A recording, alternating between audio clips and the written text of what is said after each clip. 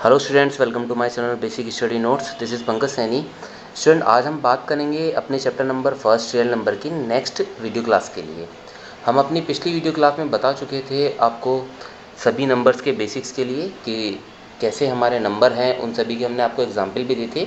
जिस स्टूडेंट ने वो वीडियो नहीं देखी है, उस वीडियो का लिंक आपको डिस्क्रिप्शन में दे दिया जाएगा। अब हम बात करते हैं अपनी नेक्स्ट वीडियो क्लास के लिए। इसमें स्टूडेंट हम क्या देखेंगे, आज हम अपनी एक्सरसाइज 1.1 के लिए काम करेंगे, लेकिन उससे पहले हमें क्या करना है स्टूडेंट, उसमें कुछ हमारे छोटे छोटे टॉपिक हैं।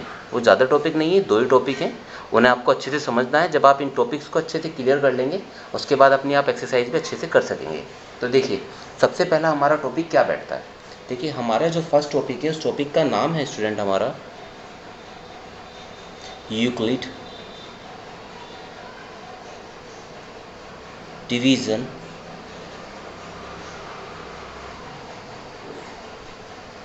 लेमा।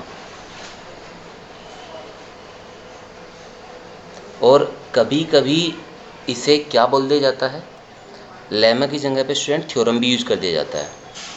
ठीक है, तो आपको ध्यान से समझना है, ये आज बहुत ही बढ़िया क्लास होने वाली है। चाहे मैं इसे यूक्लिड्स डिवीज़न लेमा बोल दूं या फिर यूक्लिड्स डिवीज़न थ्योरम बोल दूं। अब इसका मीन क्या है। यूक्लिड्स किसी साइंटिस्ट का नाम था, ठीक है। और लेमा और थ्योरम आपका क्या चीज़ है। लेमा यूज़ किया गया है एक कैलकुलेशन का जो प्रोसीजर होता है हमारा उसे सॉल्व करने का, ठीक है नहीं, तो वो सॉल्विंग प्रोसीजर को हम बोलते हैं लेमा। और यूज़ करना है इसमें डिवीज़न का, क्योंकि डिवीज़न का यूज़ करके ही हम इसमें अपने क्वेश्चंस को सॉल्व करेंगे, या फिर किसी भी जो हमारा क्वेश्चन है उसे प्रूव करना है उस चीज़ के लिए। ठीक है, तो स्टूडेंट समझे सबसे पहले है क्या। देखिए, हम क्या समझेंगे, आपने सभी ने डिवाइड करना सीखा होगा, डिवाइड पता भी होगा डिवाइड कैसे होता है। तो स्टूडेंट हम क्या करते हैं, आपने देखा होगा हमारे पास डिविडेंड होता है, ठीक है। डिविडेंड को भाग कौन करता है, मतलब डिवाइड कौन करता है, डिवीज़र। डिवीज़र जो है वो डिविडेंड को डिवाइड करता है। और जब वो डिवाइड करता है तो डिवाइड करते टाइम हम क्या करते हैं, हम करते हैं टेबल काउंट करते हैं, ठीक है नहीं, टेबल पढ़ते हैं। टेबल पढ़ने के बाद क्या होता है, हम यहाँ पे क्वोशेंट चलते हैं, ठीक है। और क्वोशेंट के बाद फिर क्या होता है, यहाँ पे कुछ भी लिखते हैं और सब्ट्रैक्ट करने के बाद हमारा यहाँ पे क्या आता है, रिमाइंडर, जब कैलकुलेशन फुल कंप्लीट हो जाती है। तो उसका मतलब हमारे डिवीज़न के अंदर ये 4 चीज़ें होती हैं, divisor, dividend, quotient and remainder. सबसे पहले आपको ये पता होना चाहिए था कि डिवीज़र क्या होता है, डिविडेंड क्या होता है, क्वोशेंट क्या होता है, रिमाइंडर क्या होता है। तो मैंने आपको यहाँ पे एक सिचुएशन दिखा दी, अगर आप किसी चीज़ को डिवाइड करते हैं तो कौन कौन सी जगह पे क्या होता है वो मैंने आपको बताया, ठीक है। अब सबसे पहले हम क्या करेंगे, अब हमने ऐसा क्यों बताया, इसलिए बताया क्योंकि यहाँ पे कंडीशन होती है स्टूडेंट। डिविडेंड जो होता है, हमने डिवाइड तो कर दिया, लेकिन अगर हमें डिविडेंड से क्या करना है, डिविडेंड को वापस लाना है अपने, तो हमें डिवीज़र की मल्टीप्लाई करनी पड़ती है क्वोशेंट में। तो हम क्या करेंगे यहाँ पे, divisor into quotient plus remainder, ठीक है स्टूडेंट। ये हो गया हमारा ये।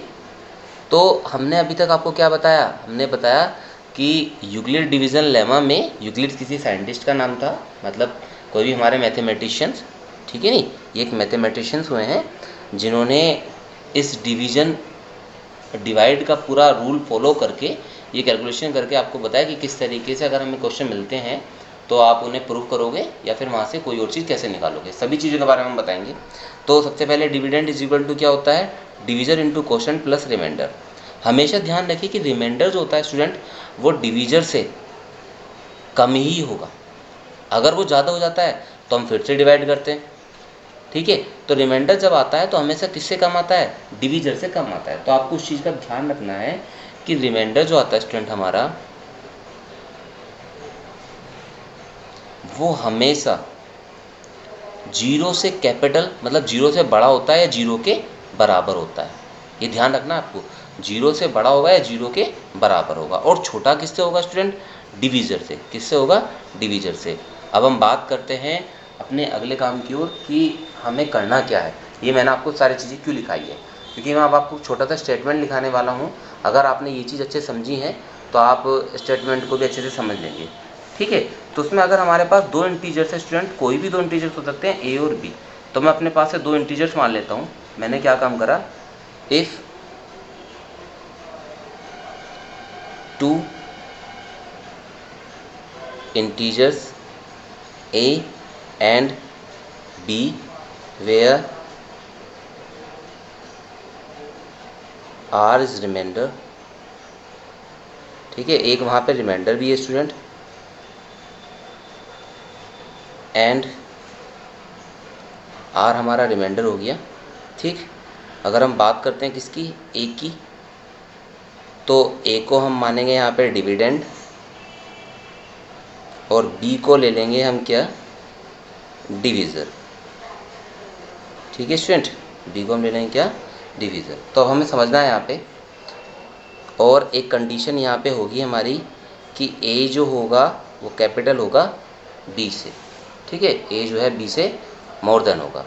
अगर मैं ए को स्टूडेंट बी से डिवाइड करता हूँ, ठीक है, अगर मैं ए को किससे डिवाइड करता हूँ, बी से, तो क्या होगा, यहाँ पे आ जाएगा क्यों, क्यों मतलब क्वोशेंट, और जब यहाँ पे सोलो का आएगा ये आ जाएगा रिमाइंडर।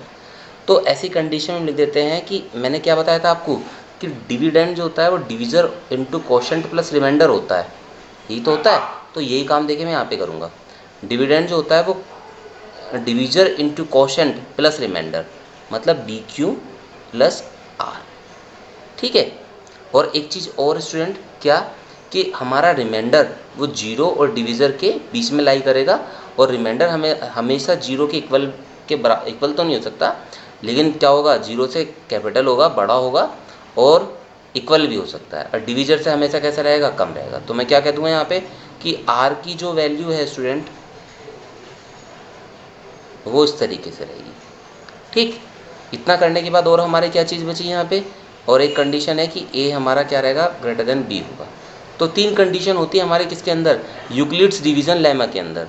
तो हमेशा बच्चे क्या करते हैं, बस A is equal to B Q plus R इसे रट लेते हैं और परेशान रहते हैं कि फिर ये आया कहाँ से है। तो मैंने आपको बिल्कुल खोल के बताया स्टूडेंट, बिल्कुल अच्छे तरह से समझा के कि किस तरीके से यहाँ पे बना है। ठीक है नी, ये थ्योरम यहीं से बनती है, और कंडीशन इसकी क्या क्या है आपको भी पता है। चलो अगर नहीं, एक चीज़ मैं एग्जाम्पल देके आपको बता सकता हूँ। देखिए, अगर स्टूडेंट मैंने क्या काम करा है यहाँ पे, मेरे पास है 9, और 9 को अगर मैं 2 से डिवाइड करता हूँ, ठीक है, तो क्या होगा, 2 4 ज़ा 8, तो कितना बचा, 1 रिमाइंडर बचा। अब आप देखेंगे जो हमारा 1 रिमाइंडर बचा हुआ है, क्या वो डिवीज़र से ज़्यादा है या कम है, वो डिवीज़र से कम है। अगर कम है तो फिर क्या होगा, आगे हम उसे चलेंगे ही नहीं। ठीक है नहीं, हमारा रिमाइंडर, जो हमारा रिमाइंडर है वो इतना ही बच जाएगा। इसलिए हम 9 को लिखेंगे कैसे, क्योंकि 9 हमारा डिविडेंड है, तो 9 को मैं कैसे लिखूँगा, 9 और इसकी इसमें मल्टीप्लाई करूँगा, तो 2 × 4 और प्लस में कितना जाएगा, 1। ठीक है, तो इस चीज़ को हम ऐसे लिख सकते हैं। चलो और देख लीजिए, एक एग्जाम्पल और देख लेते हैं। अगर बाई चांस मुझे मिला यहाँ पे 9 को मुझे 3 से डिवाइड करना है, तो 3 3 ज़ा 9, यहाँ पे 0 आ गया। अब मुझे 9 को निकालना, तो मैं यहाँ पे 9 कैसे निकालूंगा, इसकी इसमें मल्टीप्लाई कर दूंगा, तो 3 × 3 और प्लस 0। तो देखिए रिमाइंडर मैंने क्या कहा था, रिमाइंडर 0 भी हो सकता है, और क्या हो सकता है, जो डिवीज़र है उससे छोटा रहेगा हमेशा। तो यहाँ पे तभी हमारा काम रुकेगा। तो ये हमारा डिवीज़र हमारा क्या होगा, देखिए रिमाइंडर जो है वो डिवीज़र से छोटा हुआ तब हमारा काम रुक गया। ठीक, और जब 0 हुआ तब हमारा काम रुक गया। अगर बाई चांस होता कैसे, मतलब किस किस तरीके से हो सकता है, तो मैं थोड़ा काम बढ़ाता हूँ, देखते हैं कि हाँ भाई ये वाली चीज़ सही है नहीं है। ठीक, मैंने लिया स्टूडेंट 1 1 3 और मैंने डिवाइड करा से 2 से, तो मैंने लिखा 2 5 ज़ा 10, तो अपन यहाँ कितना हमारा 3 हो गया, एक ऊपर से। तो अब यहाँ देखेंगे आप यहाँ पे कि ये हमारा इससे ज़्यादा हो रहा है, रिमाइंडर जो हो रहा है वो डिवीज़र से कैसा हो रहा है, ज़्यादा हो रहा है। और जब ये ज़्यादा हो रहा है तो हमें स्टूडेंट क्या करना पड़ेगा, फिर से डिवाइड करना पड़ेगा। तो 2 6 ज़ा 12। हम जब तक डिवाइड करते रहते हैं जब तक कि हमारा जो रिमाइंडर है वो डिवीज़र से क्या ना आ जाए, कम ना आ जाए, या फिर 0 ना आ जाए। दो कंडीशन पे ही जाके हम रोकते हैं। तो स्टूडेंट देखिए हमारा यहाँ पे क्या हुआ, अगर मुझे 1 1 3 को अब लिखना होगा तो मैं कैसे लिखूंगा, ऐसे नहीं लिख सकता था कि 2 × 5 + 30, नहीं, हम इसे कैसे लिखेंगे, हम इसे लिखेंगे, अब इसकी मल्टीप्लाई इसमें करेंगे, 2 × 56, ये 56 है क्योंकि 2 6 ज़ा लाया था, और प्लस में कितना आ गया, 1। ठीक है नहीं, तो अभी हमारी कंडीशन को फॉलो कर रहा है।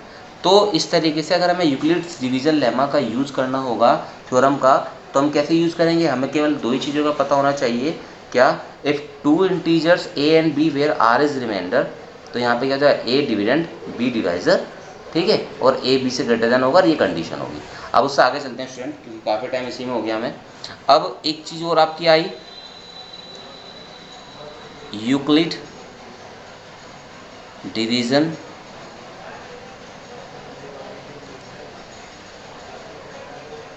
इसे बोलते हैं एल्गोरिथम। बहुत थर्ड अंतर है, देखिए ये और ये, इसमें और ऊपर वाले में कोई ज़्यादा अंतर नहीं होता, लेकिन मैं इसलिए बता रहा हूँ क्योंकि इसका यूज़ हम करते हैं केवल HCF फाइंड करने के लिए। किसके लिए? For HCF find, for HCF find. और ऊपर वाली चीज़ का जो यूज़ करते हैं हम है ये भी यही, इसमें भी हमें क्या लेना पड़ेगा? 2 इंटीजर लेने पड़ेंगे। ए और बी हमारे 2 इंटीजर्स होंगे, आर रिमाइंडर होगा, क्यू कोशेंट होगा, ठीक है। और ऐसे ही हम यहाँ पे क्या करेंगे? A is equal to B Q plus R वाली कंडीशन बनेगी, आर लेस देन 0 और ये इसके होगा, और ए यहाँ पे ग्रेटर देन बी होगा। ये तीनों कंडीशन इसमें भी होगी। लेकिन अगर हमें HCF फाइंड करना है तो हम एल्गोरिथम्स यूज लिख सकते हैं या फिर ऊपर वाले भी लिख सकते हैं, लेकिन हमें यही लिखना है, यूक्लिड्स डिवीज़न एल्गोरिथम, ठीक है। यहाँ पे हम आपको ये फाइंड करेंगे।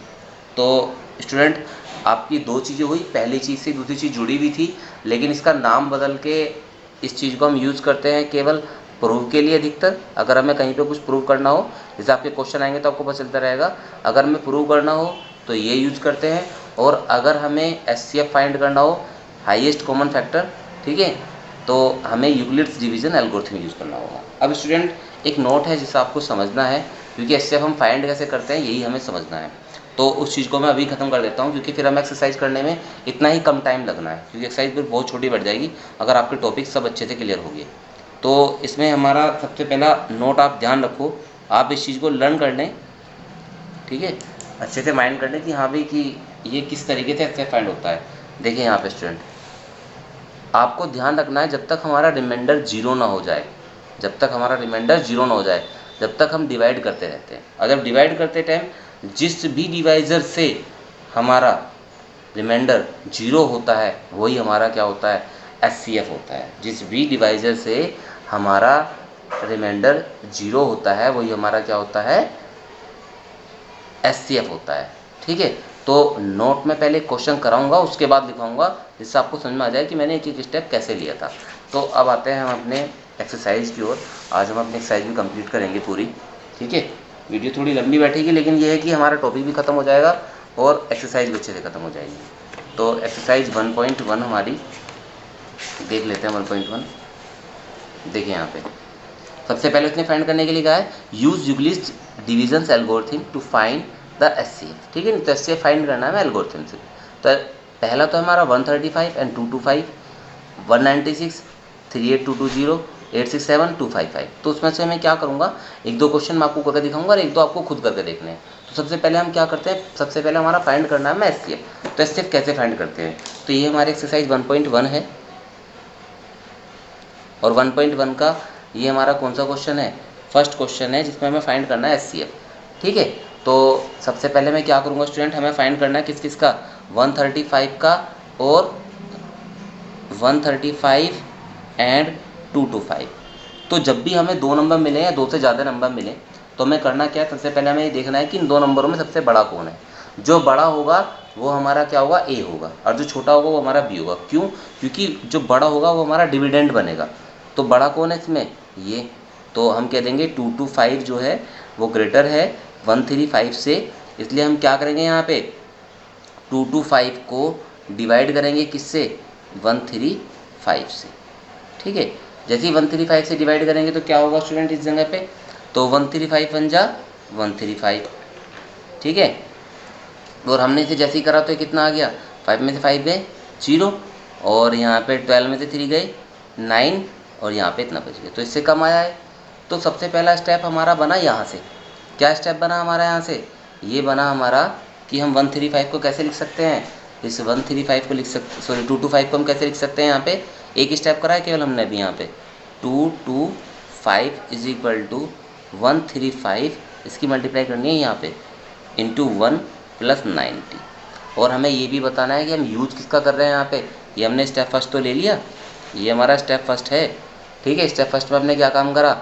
Dividend is equal to divisor into quotient plus remainder. लेकिन अभी हमारा यहाँ पे 0 नहीं है, HCF का फाइंड होगा ये हमारा जब 0 होगा। तो स्टूडेंट हमें यहाँ पे एक चीज़ याद रखनी है कि जो भी यहाँ पे आए, अब ये हमारा रिमाइंडर बन गया है डिवीज़र, और जो हमारा डिवीज़र था वो बन गया हमारा डिविडेंड। तो यहाँ पे आ जाएगा। ठीक है, ये होता है सर आगे सोल्व करने का रूल। अब हम क्या करते हैं, फिर से टेबल चलते हैं। तो 90 बन जा 90, अब कितना बच गया 45। तो ये फिर से हमारा रिमाइंडर 0 नहीं हुआ।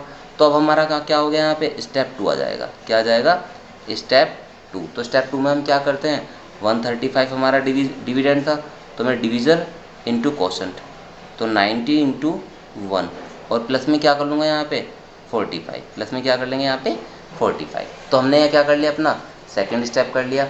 अब सेकंड स्टेप के बाद हम क्या करते हैं, क्योंकि हमारा अभी तक ये रिमाइंडर 0 नहीं हुआ है, तो मैं फिर से क्या करूँगा, अपना ये 90 लूँगा यहाँ पे। ठीक है, क्योंकि जो हमारा डिवीज़र होता है वो हमारा क्या बन जाता है, डिविडेंड बन जाता है, अगर हमारा रिमाइंडर 0 ना हो। ये हमारा एक रूल है आगे से सोल्व करने का। तो क्या करूँ, 45 टू जा 90। अब हमारा क्या बन गया 0। जैसे ही हमारा ये 0 बना तो समझो कि हमारे स्टेप ये लास्ट स्टेप था। तो अब ये है हमारा लास्ट स्टेप, इसे हम बोलेंगे स्टेप नंबर 3। ठीक है नहीं। तो स्टेप 3 में हम क्या करेंगे यहाँ पे स्टूडेंट, स्टेप 3 में होगा हमारा 90 इज इक्वल टू 45 इंटू 2 और प्लस 0। ठीक है, तो अब ये जैसे ही हमारा 0 बना तो जो हमारा डिवीज़र था ये हमारा क्या बन गया, SCF। क्या बन गया, SCF। ठीक है, तो ये हमारा ऐसा सोल्व करने का रूल था। बस हमें क्या करना है, क्योंकि हमने थ्योरम यहाँ पे यूज़ करी है और बताई है नहीं कि वो थ्योरम कौन सी है, तो उसको भी हमें बताना पड़ेगा। अभी मैंने क्वेश्चन को केवल आपको सोल्व करके दिखा दिया कि इस तरीके से क्वेश्चन तो होंगे। अगले क्वेश्चन में बिल्कुल हम स्टेप वाइज करके दिखाएंगे कि इस तरीके से होगा। तो आपको क्या लिखना था मैं बता दूँ, यहाँ पर मैं लिखना था बाई यूक्लिड्स डिवीज़न एल्गोरिथम। ठीक है, और से लिखने के बाद क्या करते हैं आप, तो उसमें क्या होता है, a is equal to B Q plus r, और r की वैल्यू जो होती है वो 0 और b के बीच में लाई करती है, और a b से ग्रेटर होता है। तो a b से ग्रेटर हुआ, उसके बाद हमने सारी कंडीशन फॉलो करी। ठीक है, तो ये था स्टूडेंट हमारा फर्स्ट क्वेश्चन। अब फर्स्ट क्वेश्चन के बाद हम आप अपना देखते हैं इसी का सेकंड पार्ट। सेकंड पार्ट में उसने क्या कहा था, सेकंड पार्ट में उसने कहा था 196 एंड 38220। ठीक है, इन दोनों का हमें क्या निकालना है, SCF निकालना। जब इनका SCF फाइंड करना, तो सबसे पहले काम तो क्या कह दोगे, SCF फाइंड करना हमें यूक्लिड डिवीजन से। तो मैं यहाँ पे लिखूंगा बाय यूक्लिड्स डिवीजन एल्गोरिथम। ठीक है, इसके बाद हम क्या करेंगे यहाँ पे, एल्गोरिथम के बाद a is equal to B Q plus r. R हमारा 0 से b के बीच में लाई करता है। ठीक है, तो इसमें लाई करेगा, b का मतलब क्या था हमारा, डिवीज़र, ये आपको ध्यान रखना है। ठीक है, और a हमेशा क्या होगा, b से बड़ा होगा। अब हमारा रूल अपना अप्लाई करना चालू कर देंगे, स्टेप हमारे तभी बनेंगे।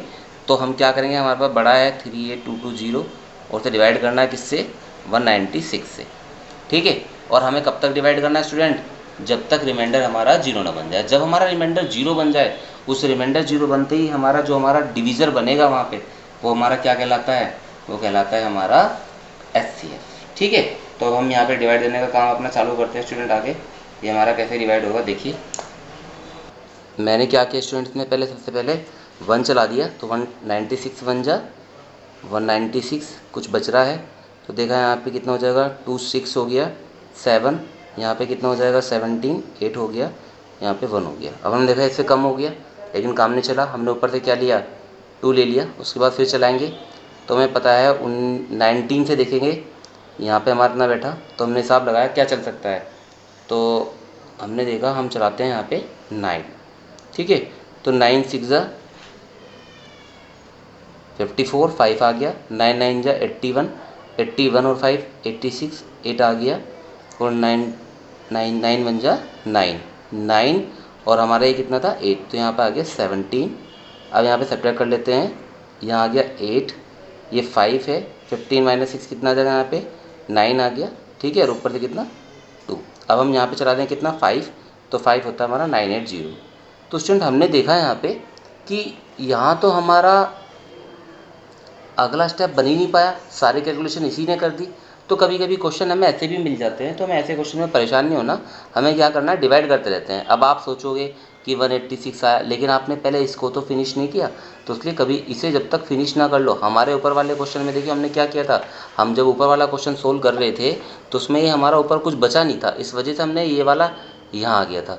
लेकिन इस जगह पे क्या हुआ स्टूडेंट, इस जगह पे हुआ ये कि यहाँ हमारा अभी तक फिनिश नहीं हुआ, तो हम इसे डिवाइड करते रहे, ठीक है नहीं, तो करते हुए हमारा ऐसा हो गया। अब हम क्या करेंगे, यहाँ पे एक ही स्टेप में हमारा काम हो गया। क्या काम हुआ, 38220, जो हमारा 38220 है, हम इसे क्या लिख सकते हैं, इसकी मल्टीप्लाई करेंगे इसमें, ठीक है नहीं। तो जैसे ही इसमें मल्टीप्लाई करेंगे तो क्या हो जाएगा, यहाँ पे ये हो जाएगा 196 इंटू 195 और प्लस में क्या जाएगा यहाँ पे 0, तो हमारा रिमाइंडर 0। तो इसका मतलब ये हमारा क्या बन गया, SCF। क्योंकि जब हमारा जो डिवीज़र हमारा रिमाइंडर 0 ला देगा, वो डिवीज़र हमारा क्या कहलाता है, SCF कहलाता है। किसकी हेल्प से, डिवीज़न एल्गोरिथम की हेल्प से। क्योंकि डिवीज़न एल्गोरिथम ने हमने बताया था डिविडेंड कैसे मिलता है, divisor into quotient plus remainder, ठीक है नहीं। तो आपको उस चीज़ का ध्यान रखना है, ये हमारा क्या हो गया, SCF। तो हमारा SCF कितना आ गया, इन दो नंबर का ऊपर नंबर का 196 आ गया, ये हमारा क्या हो गया आंसर। आपने SCF और भी निकालने सीखे होंगे 9th वगैरह में, लेकिन वो अलग होते हैं, उन्हें अलग तरीके से देखना है। तो इस तरीके से स्टूडेंट हमने अपना क्वेश्चन नंबर 1 कंप्लीट कर लिया है। 1 के बाद अब हम बात करेंगे अपने क्वेश्चन नंबर 2 की। तो क्वेश्चन नंबर 2 हमारा क्या है, ये 1 का 3 पार्ट है, ये आपको अपना आप करना है। अगर किसी स्टूडेंट से नहीं हो रहा है तो वो स्टूडेंट मुझे बता देगा कमेंट में जाके, हम इस क्वेश्चन को दोबारा बता देंगे। तो देखिए सेकंड क्वेश्चन क्या है, show that any positive odd integers is form 6q plus 1 और 6q plus 3 और 6q plus 5 where q is some integers, ठीक है। तो हमारे पास कोई पॉजिटिव इंटीजर्स है और ऑड इंटीजर के लिए हमें दिखाना है कि ये सब क्या है, हमारे ऑड इंटीजर्स हैं। क्या है, ऑड इंटीजर्स। बस तो इसी चीज़ को हमें समझना है, कोई ज़्यादा भारी काम नहीं है हमारे पास। हम सबसे पहले क्या करेंगे यहाँ पे, तो ये हमारा सेकंड था। अब हमारे क्वेश्चन ज़्यादा बड़े बड़े नहीं बच रहे हैं, काम जल्दी निपटेगा, ठीक है। तो देखिए स्टूडेंट, हमें क्या करना है, सबसे पहले मैं क्या करूँगा, let a is any positive integers where b is equal to, मैंने कितना मान लिया 6, क्योंकि वो हर जगह पे 6q plus 1 6q plus 3 6q plus 5 ऐसी बात कर रहा था। तो हमें देखना है, हमें हमारी जो थ्योरम मैं साइड में बता देता हूँ आपको रफली कि ऐसी जगह पे आप कैसे देखेंगे। देखिए उसने क्या कहा था हमसे, 6q plus 1 6q plus 3 और 6q plus 5। तो ये मैच किससे कर रहा है हमारा स्टूडेंट, क्योंकि हमारा a तो अलग ही है, ये सब हमारा क्या हमने पढ़ा था, a is equal to BQ plus R होता है, ठीक है। तो अगर हम मैच करें तो ये BQ plus R अगर इसके नीचे लिखते हैं हम यहाँ पे, तो R हमारा यहाँ पे 1 है, Q और B हमारा कितना हो गया 6, इसलिए मैंने B की वैल्यू कितनी बता दी यहाँ पे 6। तो आपको ध्यान रखना है, अगर कभी भी आपको ऐसी चीज़ें मिले 5q plus 3 या 5q plus 4, तो आप मान लीजिए जो भी Q की मल्टीप्लाई में होगा वो हमारा क्या होता है B। तो इसलिए मैंने B को कितना बता दिया, 6 बता दिया। उसके बाद मैं क्या करूँगा यहाँ पे, बाई यूक्लिड्स डिवीज़न लेमा, ठीक है। यूक्लिड डिवीज़न लेमा का मैंने यूज करा, क्या करा, क्योंकि हमें पता है a is equal to BQ plus R होता है, और R जो होता है वो 0 और B के बीच में लाई करता है, और a जो होता है वो B से ग्रेटर देन होता है, ठीक है, इस तरह की कंडीशन में। अब ऐसा क्या करना है हमें पता है a इज इक्वल टू हमने कितना लिया 6q प्लस R, और R जो है हमारा, बस अब हमें ये देखना है कि R कहाँ से कहाँ तक लाई करता है। तो R स्टूडेंट कहाँ से कहाँ तक लाई कर रहा है, ये 6 है, कहाँ तक है 6। तो R की वैल्यू कितनी बैठेगी, R है ना, B की जगह पे हमारा कितना आ जाएगा 6 आ जाएगा, तो मैं B की जगह पे यहाँ पे 6 लिख सकता हूँ, ठीक है। क्या करा हमने, उसने कहा था 6q plus 1 6q plus 4 any positive integer 6q plus 1 6q plus 3 6q plus 5 ये हमारे ओड इंटीजर्स हैं, ये आपको प्रूव करके दिखाना। और मैंने आपसे कहा था अगर आपको प्रूव करना है तो यूक्लिड्स डिवीजन लेमा थ्योरम का आपको पता होना चाहिए, ठीक है ना, आप उसी से प्रूव करेंगे। तो मैंने क्या काम करा, अपने पास से ए कोई पॉजिटिव इंटीजर्स माना और वहाँ पे मान लिया कि बी जो हमारा क्या है 6, क्योंकि हमारा बी की जगह पे 6 है। जो क्वोशंट की मल्टीप्लाई में होता है वो बी होता है, तो क्वोशंट की मल्टीप्लाई में 6 है, तो उसका मतलब बी हमारा 6 आ गया। उसके बाद हमने यूक्लिड डिवीजन थ्योरम को लिखा और बी की जगह पे 6 रखा, बी की जगह पे 6 रखा, बाकी कुछ नहीं करा। इस चीज़ को चाहे आप नहीं लिखो, कोई दिक्कत नहीं है, ठीक है। अब आते हैं यहाँ पे आर की वैल्यू बैठ कितनी रही है स्टूडेंट, अब हमें देखना है। तो देखिए आर की वैल्यू 0 से 6 के बीच में है, आर की वैल्यू 0 से, तो उसका मतलब 0 के इक्वल है, तो 0 भी है, 1 है, 2 है, 3 है, 4 है, 5 है। 6 क्यों नहीं है, क्योंकि 6 से कम लेने, 6 से कम ही होना चाहिए, 6 से कम इतनी होगी। और आप देख लो कितनी वैल्यू है, 6 तो 6 ही बैठ रही हैं, 1 2 3 4 5 6, तो 6 की वैल्यू हो गई। तो इस तरीके से अगर आपको 5 मिलता तो आप 4 तक लिखते, 4 मिलता तो 3 तक लिखते, मतलब एक कम लिखा जाता है और वो वैल्यू इतनी हो जाती है। काउंटिंग करोगे तो अगर 5 बैठ रही हैं तो 5 ही बैठती हैं। जैसे हमारे यहाँ पे कितनी बैठी, 5 तो ये हो गई, एक हमारी 0, तो कितने हो गए 6। अब हमें क्या करना, हर बार इसे कह देंगे हम यहाँ पे इक्वेशन नंबर फर्स्ट और सारी वैल्यू यहाँ पे पुट करते रहेंगे। अब देखिए कितना काम आसान था हमारा पुट। मैंने क्या काम करा, r इज इक्वल टू 0, जैसे मैंने r इज इक्वल टू 0 यहाँ पे पुट करा स्टूडेंट, तो यहाँ पे कितना आ जाएगा, a इज इक्वल टू 6 क्यों, क्योंकि r की जगह पे 0 रखूँगा तो प्लस 0 आ जाएगा, प्लस 0 रखा तो कितना आ जाएगा 6 क्यों। क्या ये 2 से डिवाइडेड है, हाँ, तो लिख दोगे यहाँ पे डिवाइडेड बाय 2। अगर जब ये डिवाइडेड बाय 2 है तो सिंपल सी बात है, ये क्या हो गया आपका इवन नंबर, क्या हो गया इवन नंबर्स, ठीक है। अब इसी तरीके से मैं क्या करूँगा यहाँ पे put r is equal to 1। I hope आपको समझ में आने लगा हो मैं क्या कर रहा हूँ। 6 क्यू प्लस 1, मैंने जहाँ 0 रखा था एक बार 1, तो क्या हो जाएगा, ये हो जाएगा 2 से डिवाइड, ये नहीं होने का, तो मैं क्या कह दोगे not divided by 2, not divided by 2। इसका मतलब ये क्या हो गया, ओड नंबर्स हो गया आपका, या ओड इंटीजर्स बोल दो।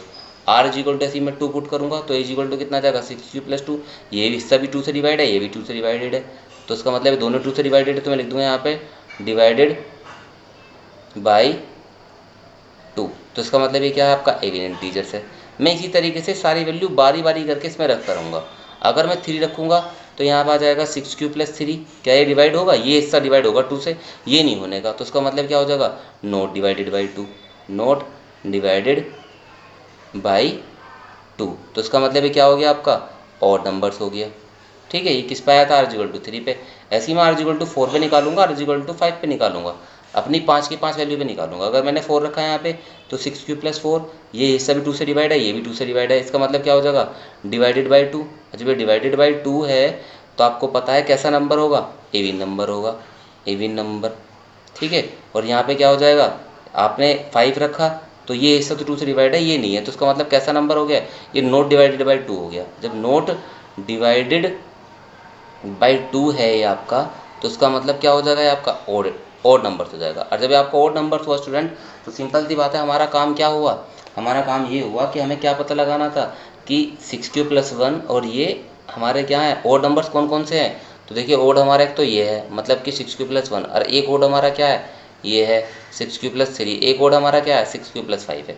तो hence 6 q plus 1, 6 q plus 3 and 6 q plus 5 are odd integers, are odd integers, ये हमें शो ऑफ करना था, ठीक है। तो ये क्वेश्चन आपको थोड़ा ओड लगेगा स्टूडेंट, लेकिन अगर आप इसे ध्यान से समझोगे तो आपके समझ में आ गया होगा, क्योंकि बच्चे इसे रटते ही हैं, हमें रटना नहीं है, अच्छे से समझना है।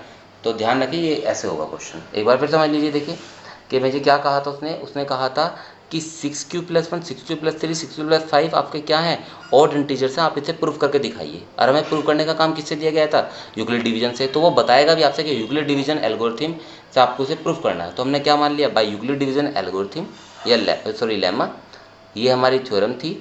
बी की वैल्यू हमें 6 कैसे पता चली, मैंने बता दी, जो भी क्वेश्चन की मल्टीप्लाई में होगा वो हमारा डिवीज़र होता है, डिवीज़र हमारा बी है, तो बी हमारा कितना हो गया 6, ठीक है। आर की वैल्यू इसके बीच में हुई, फिर जितनी वैल्यू बैठी यहाँ पे सारी वैल्यू हम कहाँ पुट करते रहते हैं, मैंने आर की वैल्यू 0 भी पुट करी, 1 भी, 3 सब पुट करी यहाँ पे, और ये देखा कि कौन कौन डिवाइडेड है। जो 2 से डिवाइडेड होगा वो इवन हो गया, जो 2 से डिवाइडेड नहीं होगा वो ओड हो गया। तो इस तरीके से स्टूडेंट अपना क्वेश्चन नंबर 2 भी कंप्लीट कर लिया। अब बात करते हैं क्वेश्चन नंबर 3 की। तो क्वेश्चन नंबर 3 हमारा बहुत आसान है। An army contingent of 616 members, ठीक है नहीं, हमारे पास कोई कॉन्टिजेंट था, उसमें हमें क्या करना है 616 मेंबर थे और उनकी मार्च करानी है behind an army band of 32 members. और क्या करना है, जैसे परेड के टाइम पे आप स्टूडेंट परेड करते हो तो परेड कराने वाले होते हैं, तो 32 मेंबर्स आगे भी हैं, मतलब कि किसी तरीके से आप ऐसे समझो कि 616 मेंबर तो यहाँ पे हैं और ये आपके 32 मेंबर हैं, ठीक है, इसके आगे। तो उसने क्या कहा है कि the two groups of March in the same number of column. तो जो हमारे दो ग्रुप बनने हैं ना ये मार्च करने के, कि 32 आ गए हैं, 616 पीछे हैं, what is the maximum number of column in which they can march. तो कह रहा है इन दोनों को इस तरीके से करो स्टूडेंट कि हमारी जो कॉलम है और हमारी जो रो है, मतलब ये जो है ऐसा दिखने लगे, ये जो है ऐसा दिखने लगे इस तरीके से। मतलब कि अगर हम 10 हमारे जो आर्मी वाले हैं वो 10 इधर को हैं तो 10 इधर को हों, 12 इधर को हैं तो 12 इधर को, ये सारी 12। अगर हमारी इस तरीके से 12 कैंडिडेट खड़े हैं तो 12 ही हमारे इस तरीके से भी होने चाहिए, 12 लाइन ही बननी चाहिए, ठीक है नहीं। तो आपसे कह रहा है कि बताओ उसके अंदर कितनी कॉलम होगी। तो आपको स्टूडेंट करना क्या है, 616 है हमारे पास और 32 है। जब भी आपसे वो इस तरह की मैक्सिमम की बात करे, तब भी आप मैक्सिमम नंबर की बात करें, तो उसका मतलब आपको क्या निकालना है, एचसीएफ निकालना है। तो इस क्वेश्चन में आपको क्या करना है, 616 और 32 इन दोनों का क्या निकालना है, केवल एचसीएफ निकालना है, जैसे आपने फर्स्ट क्वेश्चन में करा था। तो आपको क्या करना, आप क्वेश्चन लिखोगे, क्वेश्चन के बाद आपको करना एचसीएफ ऑफ 32 एंड 616, ठीक है ना। इसके बाद आप क्या कर लोगे, मैक्सिमम नंबर ऑफ कॉलम। तो मैं आपको बता दूं यहाँ पे आपको क्वेश्चन नंबर 3 है, आपको निकालना है मैक्सिमम नंबर ऑफ कॉलम। तो मैक्सिमम नंबर ऑफ कॉलम कैसे निकलेगा आपका, जो हमारे 616 एंड 32 है उसका हमें एचसीएफ फाइंड करना पड़ेगा। जैसे आप एचसीएफ फाइंड करोगे तो क्या निकल जाएगा आपका, मैक्सिमम नंबर ऑफ कॉलम। तो ये करोगे आप सेम एज फर्स्ट क्वेश्चन की ओर। अब आते हैं अपने नेक्स्ट क्वेश्चन को स्टूडेंट। नेक्स्ट क्वेश्चन हमारा क्या है, देखिए, use Euclid division lemma to show that square of any positive integers is either of the form 3m और 3m+1 फॉर सम इंटीजर्स। तो उसमें उसने कहा स्टूडेंट कि आपको शो यूक्लिड डिवीजन लेमा का यूज़ करना है और शो करना है स्क्वायर, ठीक है नहीं, कि इनका जो स्क्वायर है वो भी क्या होगा, पॉजिटिव इंटीजर्स होगा। उनका जो स्क्वायर है वो भी क्या होगा, पॉजिटिव इंटीजर्स होगा। तो देखिए स्टूडेंट, बहुत ही आसान क्वेश्चन है, कैसे करेंगे हम इसे, यहीं कर लेते हैं। क्वेश्चन नंबर 4 है हमारा। सबसे पहले हम क्या करेंगे, यहाँ से अपना कोई भी यहाँ पे इंटीजर्स मान लेते हैं। तो मैंने क्या माना, let x is any positive integers, ठीक है, इसे हमने माना। और यहाँ पे क्या कह दिया, वो 3m और 3m+1 की बात कर रहा है। जब भी 3m इस तरह की बात करता है तो हम अपने पहले क्वेश्चन की तरफ देखते हैं। तो हमने यहाँ पे इसका मतलब m हमारा क्या बन जाएगा वहाँ पे, तो एक तरीके से उसने जो 3m और 3m+1 कह रहा है तो उसका मतलब यहाँ पे उसने b दे दिया। तो मैं कह दूँ यहाँ पे where b is equal to 3, where b is equal to, ठीक है। तो मैं b इज इक्वल टू यहाँ पे 3 लूँगा। उसके बाद हम क्या करेंगे स्टूडेंट,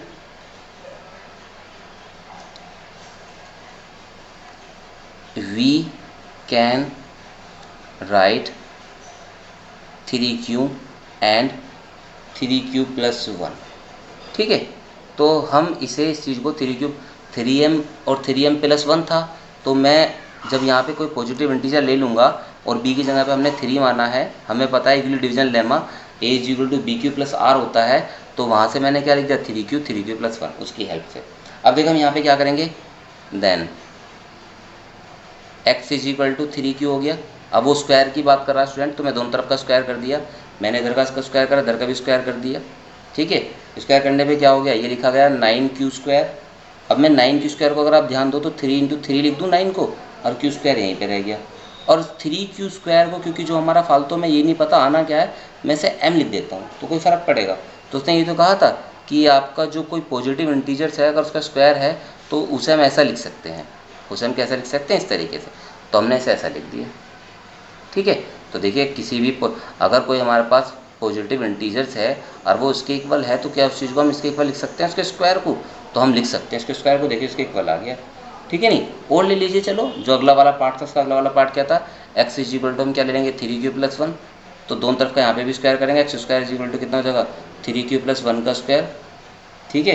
तो यहाँ पे कितना हो जाएगा a का स्क्वायर, b का स्क्वायर और 2ab। तो ये इतना आ गया 9q², 1 का स्क्वायर 1 और प्लस यहाँ पे कितना जाएगा 6q।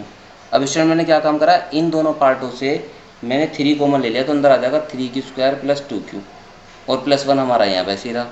अब मैं इस चीज़ को अगर m लिख लूँ स्टूडेंट, क्योंकि कुछ भी चीज़ें फालतू है हमारी, तो मैंने ऐसे क्या मान लिया, क्योंकि ये कोई इंटीजर थे, इंटीजर का इक्वल होगा, तो मैंने ऐसे लिख लिया। तो देखिए ये किसी हम इसे लेके चले थे x इक्वल टू 3q+1 को, और इसी फॉर्म को मैंने किस में कन्वर्ट कर दिया 3m+1 में, 3m+1 में।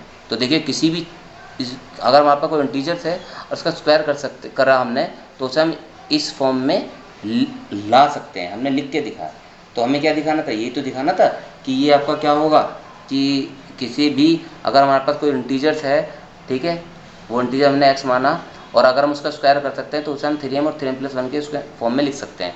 तो कह सकते हो yes we can right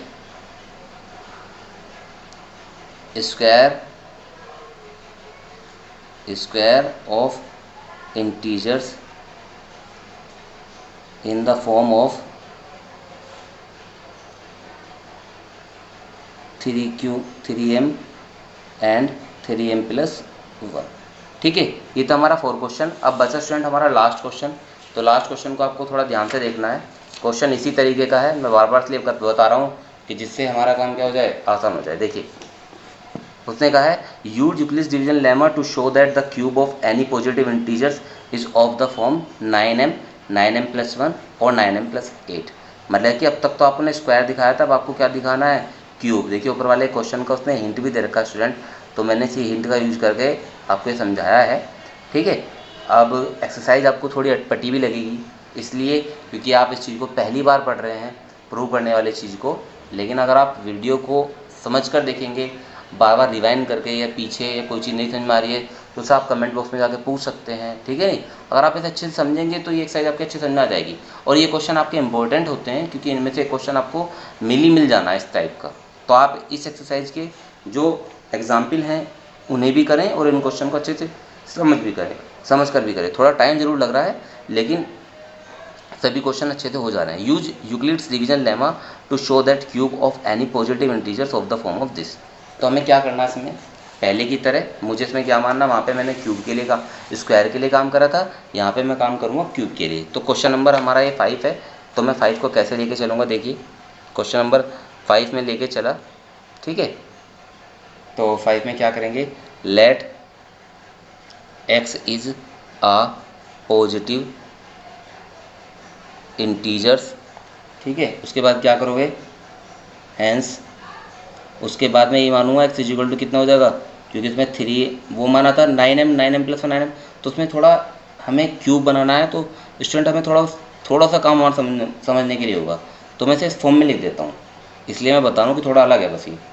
where मैंने क्या कर लिया, साफ साफ दिखाई दे रहा है कि b इक्वल टू कितना आ जाएगा 3। उसके बाद मैं क्या करता हूँ, मुझे क्यूब बनानी है तो मैं क्यूब लेके चलता हूँ। x इक्वल टू मैंने कितना कहा यहाँ पे 3 क्यूब, जब मैंने इसकी क्यूब करी तो क्यूब यहाँ पे कितना आ जाएगा 3 क्यूब का भी क्यूब आ गया, इसका क्यूब 3 3 होते 27, और यहाँ पे क्यूब, इसे मैं क्या लिख सकता हूँ 3 × 9 क्यूब।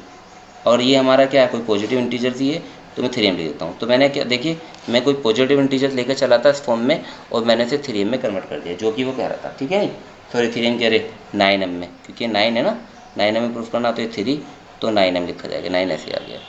ठीक है, अब उसके बाद अगर मुझे किसी और करना है तो मैं एक और ले लेता हूँ 3q+1 का, तो मैंने इसका भी क्यूब करा है, यहाँ पे ये क्यूब हो गया, 3q+1 का होल क्यूब मैंने कर लिया, तो यहाँ पे कितना आ जाएगा, a का क्यूब प्लस b का क्यूब प्लस 3a² भी। ठीक है, 3a² b, और एक और बचा हमारा 3ab²। ठीक है, तो यहाँ पे 27 क्यूब आ गया, यहाँ पे आ जाएगा हमारा कितना, 1 का क्यूब 1 आ गया, 3 × 9 q² आ गया, और प्लस 9q आ गया, जब आप इसे सॉल्व करेंगे तो। ठीक है, उसके बाद हम देखेंगे, ये मैंने 27 क्यूब एक जगह पे ले लिया, इसकी मल्टीप्लाई भी करेंगे, 27 q² एक जगह पे ले लिया, उसके बाद 9q एक जगह पे ले लिया, और प्लस के 1 मैंने रखा अलग। अब हम क्या करेंगे, इस हिस्से में से 9 कॉमन ले लेंगे, तो हो जाएगा 3q³ प्लस 3q² और प्लस q, और प्लस 1 रहा हमारा यहाँ पे। ठीक है, अब मैं इस हिस्से को क्या लिख देता हूँ, m, क्या लिख देता हूँ, m+1। ठीक है, नहीं क्योंकि हमारा इंटीजर्स है, तो जो भी हमें केवल इसकी फॉर्म में दिखता नजर आया, इस चीज़ को मैंने क्या रख दिया m, तो किसके इक्वल आया, क्यूब के। तो किसी भी पॉजिटिव इंटीजर्स का अगर हम क्यूब करते हैं तो वो उसकी फॉर्म में आ सकता है, यही हमें दिखाना था। ठीक है, नहीं तो यहाँ पे लिख देना चाहिए कि वेयर हमारा m इक्वल टू कितना आया, ये रहा 3q³ और प्लस 3q² और प्लस q।